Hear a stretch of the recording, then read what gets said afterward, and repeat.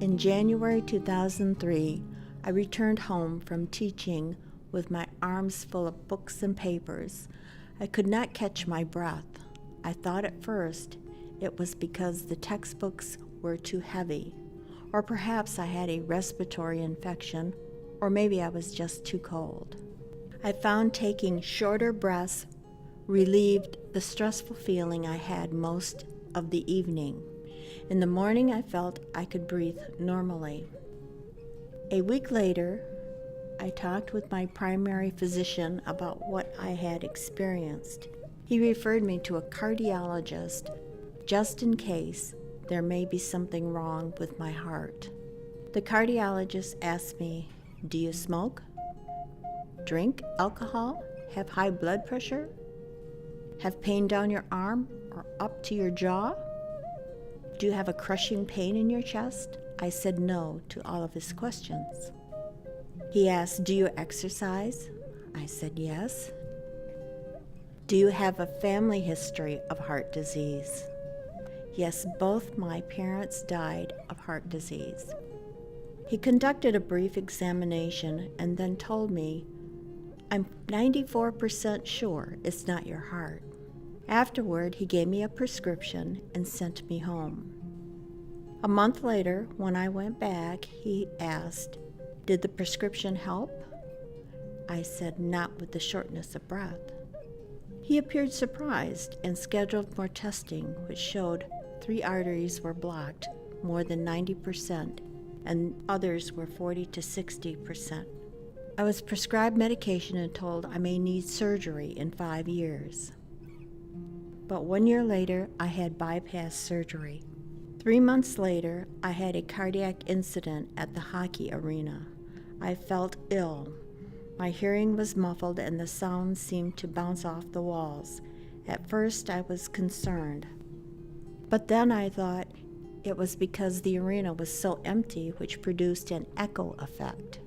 Next, my vision became impaired and the ice arena changed shape. I fell forward from the waist up. My husband helped me by pulling on my sweatshirt. I looked at him with unfocused vision and said, "I don't feel good. I'm going to try to get to the first aid room." Fortunately, it was only 20 feet away. I walked as fast as I could, hearing my husband telling the EMTs, "She doesn't feel good." One replied, "That's okay, we have a chair right here." I saw a wheelchair covered with a white sheet. I sat down and immediately slumped over. I could not see or speak, but I could still hear. One of the EMTs kept repeating, "What's your name? What's your name? Tell me your name." I could not respond. I thought, why doesn't my husband tell him my name so he'll stop yelling at me? I started to feel the other EMT touch my wrist and then my neck. I heard him call out, "I can't get a pulse. She doesn't have a pulse. I can't get a pulse." I knew I was in terrible trouble. I thought to myself, "Don't give up. I'm still here. Don't give up. I'm still here." I heard the EMT report, "Her blood pressure is 58/33. That was the last sound I remember. I was transported to the hospital for a collapsed artery.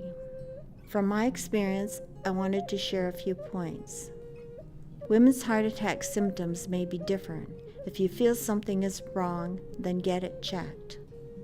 Don't be afraid or embarrassed to call 911.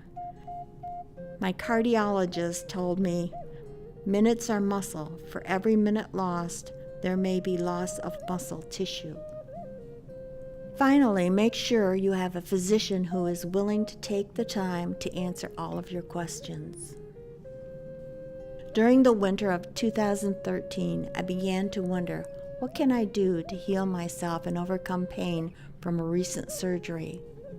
I remember I started a child's shawl, which evolved into 13 women's shawls that formed the Healing Through Culture and Art Shawl collection to increase awareness and emphasize cardiac health care for American Indian women.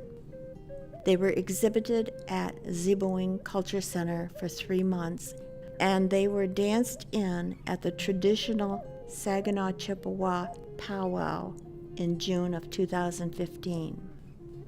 Today I often reflect on why the Creator let me live. Now, every time something positive happens, I think, this is why I'm here.